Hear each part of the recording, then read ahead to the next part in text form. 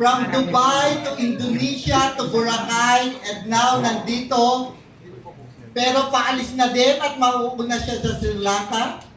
The mother of all pageant, ang may-ari ng 5 pageant, international pageant, ang Universal Woman, iba't ibang international pageant, a Filipino, the vice honor of Miss Tourism, para i-explain sa atin lahat ang kilalang-kilala sa showbiz industry at ang pinanggalingan din ng mga sikat na beauty queen ng binibining Pilipinas before.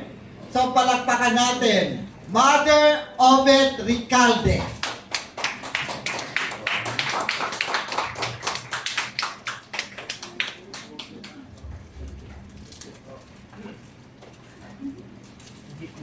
Ay, ikaw palang uupo sa trono, Mother. Okay. Message daw po. First and foremost, maraming salamat sa media support. Kayo yung bumubuhay ng aming mga international pageant, kaya mahal na mahal ko kayong lahat.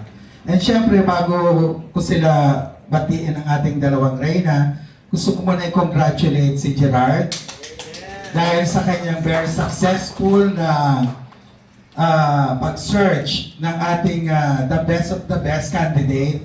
Yes. Na I'm praying na itong dalawang to pag-uwi may corona pareho. Di ba? Yes. Kasi nung pinakita ni Gerard pa lang yung picture, sabi ko, wow, ang ganda pareho. So, syempre kahit ako yung may-ari, gusto ko manalo yung candidate dahil magaling sila. Kung mapapansin nyo, sa 7th year ng Miss and Miss Tourism, wala pa yata kaming Miss Philippines na nag-title. Wala pa. Kumbaga, ganun ako ka-fair sa labanan. Hindi porket ako yung may-ari, dapat manalo ako. Well, ginaguide ko lahat ng candidates, pero syempre, kailangan magtrabaho sila on their own to win the crown. Kasi hindi naman porket may mga times na nagtatampo, nagagalit yung mga Miss Philippines ko, Miss Dane, kasi daw, ako yung may-ari, hindi ko sila napanalo. Sabi ko, teka muna, ako may-ari, pero hindi ako nag-perform, ikaw. Kung ipinalo kita sa performance mo, dinaya ko. So what is the purpose of mag-organize ka na international kung dadayain mo lang? So sa akin, ganun eh. Gusto mo manalo, paghirapan mo. Ipakilala mo sa mundo kung sino ang Pilipina. So, kaya ako sanay ako sa mga emote ng mga lot and friends.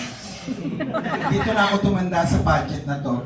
Tapos, gusto ko lang sana explain sa lahat ng media na pag nag-post po kayo, ang pageant po natin ay Miss Tourism, saka Miss Teen Tourism, wala pong kadugtong.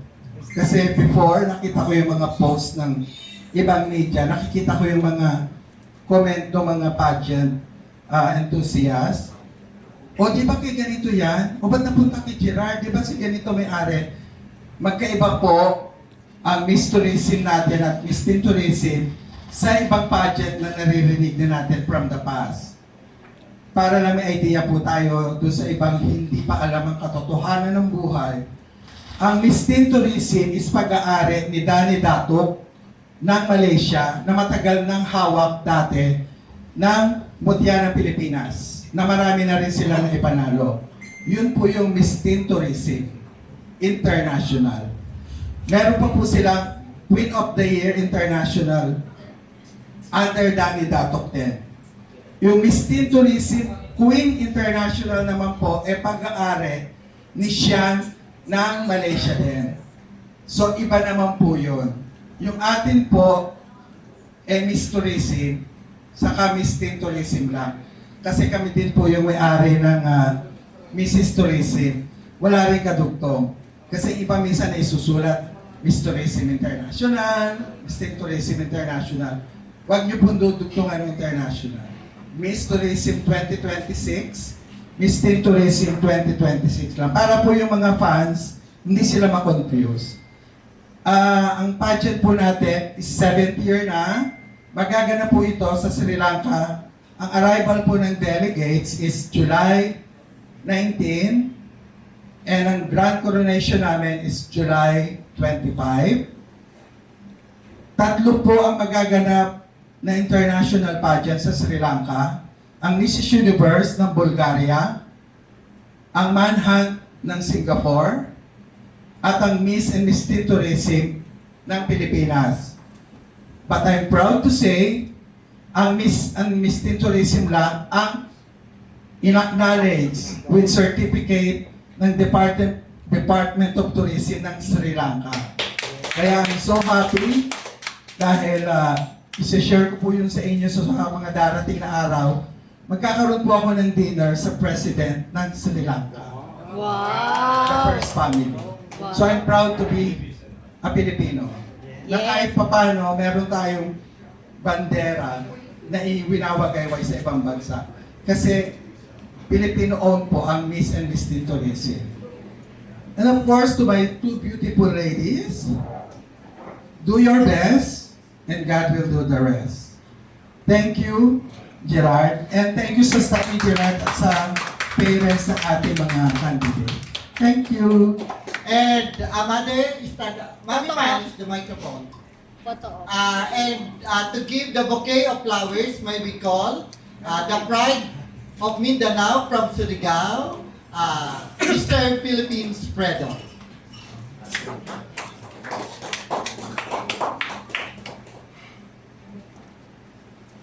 Kiss. Kiss. Message. Good afternoon, everyone.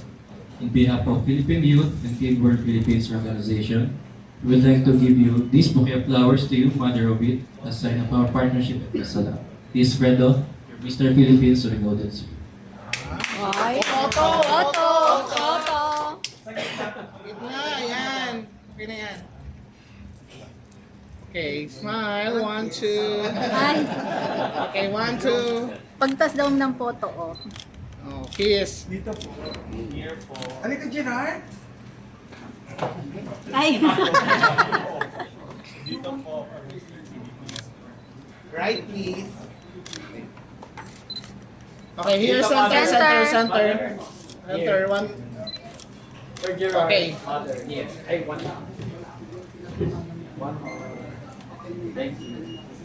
Before magtuloy-tuloy, may I call, Mother, sige natin po kayo.